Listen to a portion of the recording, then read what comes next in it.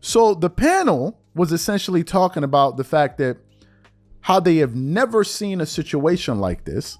And they were basically saying that this is essentially nepotism.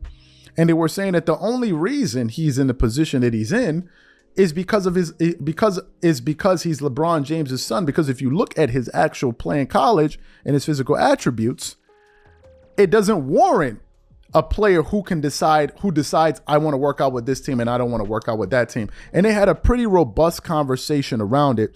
So that's what we want to play right now. So we want to play exactly what they had to say. I want you guys to listen to it in its entirety because I think they made some pretty interesting points. And then we're going to come back and unpack what they had to say. Take a listen to the crew here. Oh, Evan, my, how this has turned. Remember in the beginning of this process when Bronny James said, I just want to fulfill my dream of being in the NBA. I just want to go about this process. I'm just a regular prospect like everybody else. Well, reality has hit, and it's slowly but surely been coming out. But the fact that other teams might be interested in Bronny James and they can't get a hold of him or get him in his building because of a potential, as Wendy outlined, draft promise that he could go to the Lakers, and his agent, Rich Paul, doesn't want him necessarily to visit with other teams because he doesn't want him on a two-way contract. When have we ever heard of a player who is projected to go between, 40 and 55, 58 maybe, and they're not going to every possible visit that they can, that they're not embracing every aspect of this process or wanting any team that could have potential interest in them to see what they can do? But that's why at the beginning of this entire thing, I was like, why are we pretending that Bronny James is an average prospect? He can say all the right things, but his actions and that of Rich Paul and Clutch, and frankly of LeBron and the Lakers, have shown you that he's not the average prospect. He's LeBron James's son, and he's being treated as such. Does Bronny James want to play in the NBA, or does he want to play with his dad? This is two different things. These are two different things. Gavoni's report yesterday indicating teams can't get him in the building, to me, means he just wants to play with his dad. Now, in theory, that is okay. In that scenario, you're almost better off undrafted. You should just tell everybody you do not want to be drafted. Because in that, you could just sign with the Lakers then. Mm-hmm. And it doesn't have to be a two-way deal. You're an undrafted free agent that signs a standard NBA contract with the team that wants you and the team that you want. Because I think Rich Paul is the best agent in the NBA. Let's not get it twisted. And this is exactly why he's the best agent in the NBA. Certainly the most powerful. Yeah, because he is doing everything possible for his clients, even if it seems to the rest of us like it is completely and utterly unreasonable.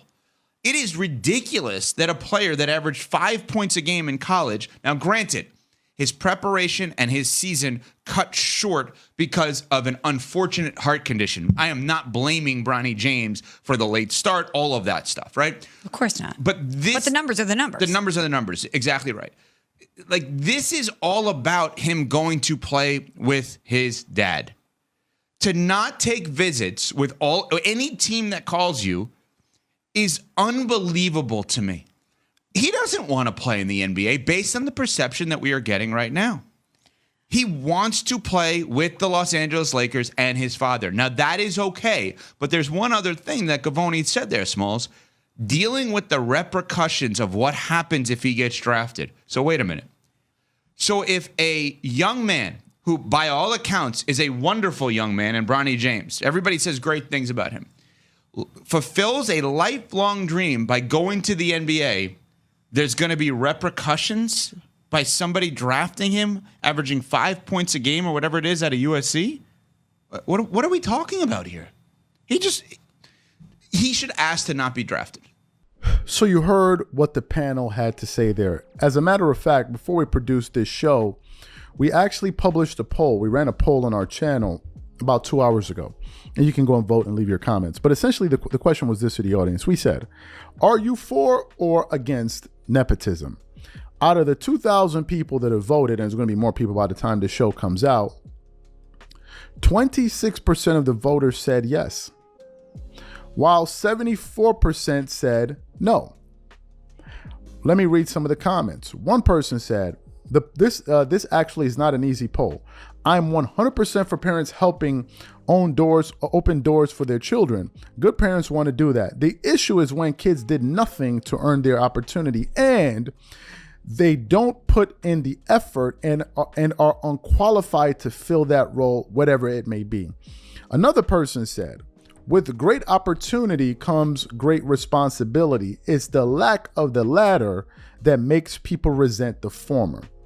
A person said, I'm not against nepotism. It's been around since inception.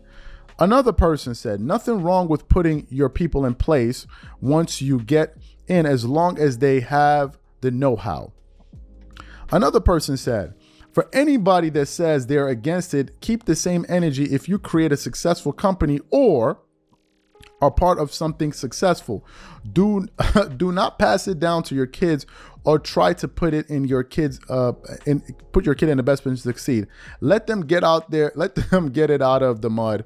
And a few other people weighed in on the issue. I even asked my wife about it, and I said, what are your thoughts on nepotism? We just had a daughter, and I'm like, what do you think about it? And she said she's somewhere in the middle. She's for it and she's against it. For it in the sense that, look, if I have a company and I have children and I'm going to leave the company to the children. Now, she said, if, for example, I want to make one of my kids the manager and they don't have the attributes and they're simply not good enough, then I'll have somebody else run the company and then maybe they'll just get shares of the profits. That's what she said, right? What are my thoughts on this as it pertains to Bronny James? Clearly, this is nepotism here, and it's quite overt. Now, what surprises me is the following. I'm more surprised that what's happening with, and obviously he has an agent in Rich Paul, and I don't know the inner workings of what's going on here. But when I listened to him a few weeks ago, seems like a very sharp guy, very, very sharp guy. I'm talking about Bronny James. And he was saying that he just wants to make his own name. And if you want to make a name for yourself and kind of step out of the shadow of your father, LeBron James, then one would tell you, I would even want to go to an organization that he didn't even play for. I would want to go somewhere else and make a name for myself. But in this particular situation here, it seems like as if he's being kind of shooed in to the position of the Lakers to go be directly with his father. Now, he may be saying, hey, maybe who was better to learn from than my dad? But then you're around him all your life, so you can still learn basketball from him. If you're around him, you've been around him for years.